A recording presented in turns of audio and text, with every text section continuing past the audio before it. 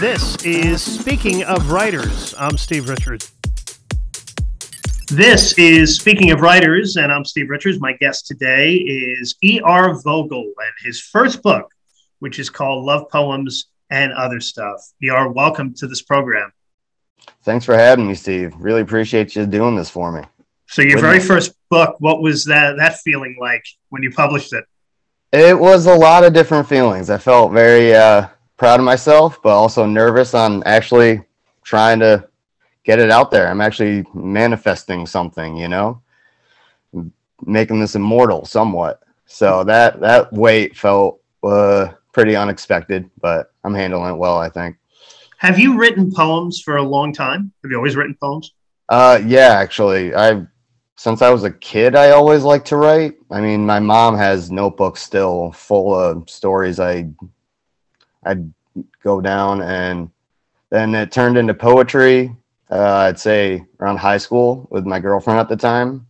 I wrote her something, she loved it, and I was like, all right, there's something to this. So she was very encouraging. Oh, yeah. When she started. Now, how did you narrow it down to these poems in this book?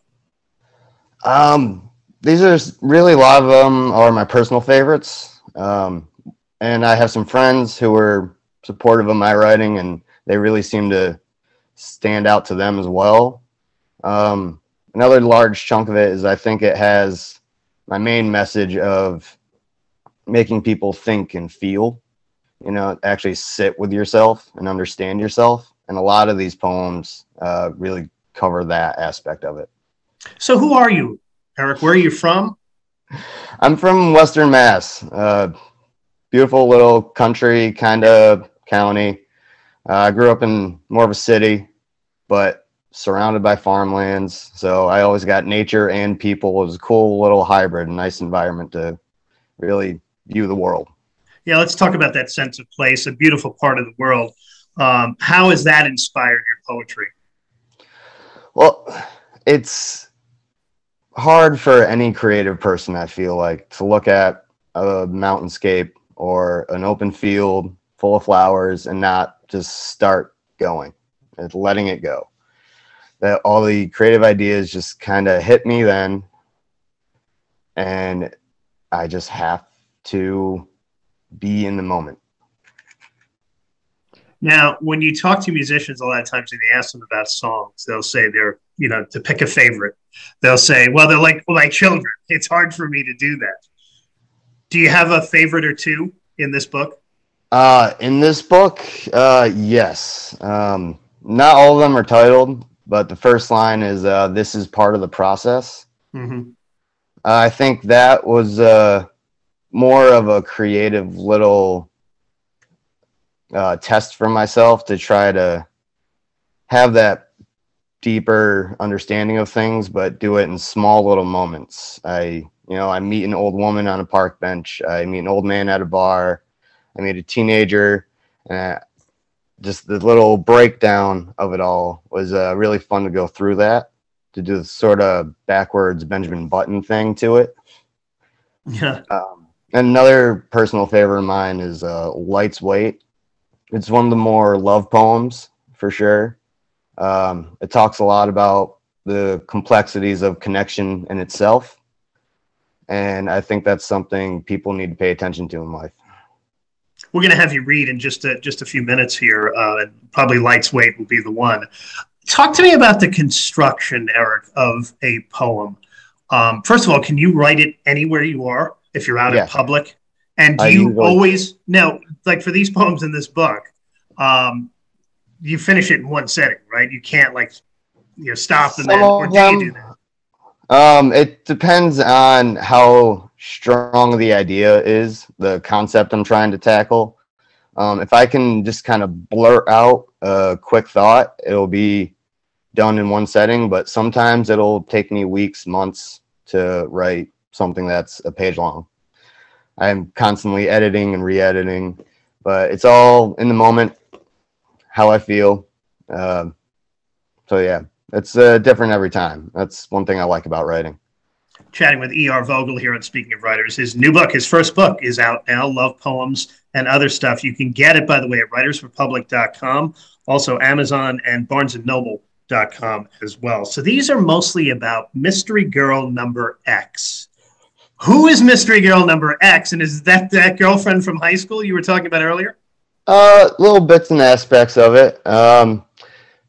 Mystery Girl Number X is a collection of people I've met over the years, had different levels of infatuation with, whether short or long term. And it's just, like I was saying earlier about the concept I'm trying to tackle. It depends on which aspect of each of these people, including myself. I throw myself in there too. But also, Mystery Girl Number X is desire at the most base level. Mm-hmm. It's sort of a personification of that. You're a big fan of stand-up comedy. Yes, I am. How has that helped your writing? It gained my personal confidence as a writer because they do it so fluidly. These funny, very funny people take time to critique every little word they say to get the reaction that they're looking for. Mm-hmm. And that can easily be translated into poetry. I feel like it's actually easier because I don't have to be funny all the time. We're chatting with E.R. Vogel. His book is Love Poems and Other Stuff. Would you like to read one for us? Sure. Thank you. Yeah, and I'll do Light's Weight. Oh, the mist of 1,000 loves, or love itself as a mist, a myth, a lie we can feel but never hold enough to confirm that it exists, and therefore we could study and hopefully understand it. It may be a series of long allegories intended to inspire hope, just getting lost in lust and lack of self-care. We know how refreshing, meaning cleansing, love is supposed to be on our skin, but the work of scrubbing away dirt is expected on the other, as if we prefer to buy filthy homes, expecting the children, who I hope to have one day, clean everything for us, like we're all born spotless. Love seems more like an hors d'oeuvre, passion-wrapped practicality, when it should be the whole 5-course meal, keeping everyone involved satisfied for longer than they expected. Hours are meant to go unnoticed. Years are to be cherished like winter's dawn in sun-stained frayed shorts, holding on to life's weight for its time here. No one knows when love fades or if it ever really does. We're left with reminders of peace and similarities of new people while still evolving ourselves. Balance of failures and hope float unknowingly above us. Just before the storm demanding effort comes with furious calm, with the confusion of that phrase carrying on through everything. I've never seen an eye to a storm before, never thought to ask you, but I imagine it gives us a break, a clear line of sight for a while, assess the situation, and learn where to go. If we shout contradicting orders, no progress gets made, and we never admire the mist. Our crew, our kids, are more than breathing trophies to commemorate how well we fuck. They challenge what we thought love was, I think, by gripping oars with such unlimited loyalty, waiting for our order to row, letting them know we're on the same page, between chuckles at the silly creatures, teaching us all something needed, in a simple book made for children about processing individuality and how fucked up it can be. These stories help them sleep in times the waves are more tired than them. You always find a new way to surprise me, splashing water in my face, making me thirsty for real water, and as always, you overflow my cup with the cleanest earth can provide by giving me that simple smile. Thank you.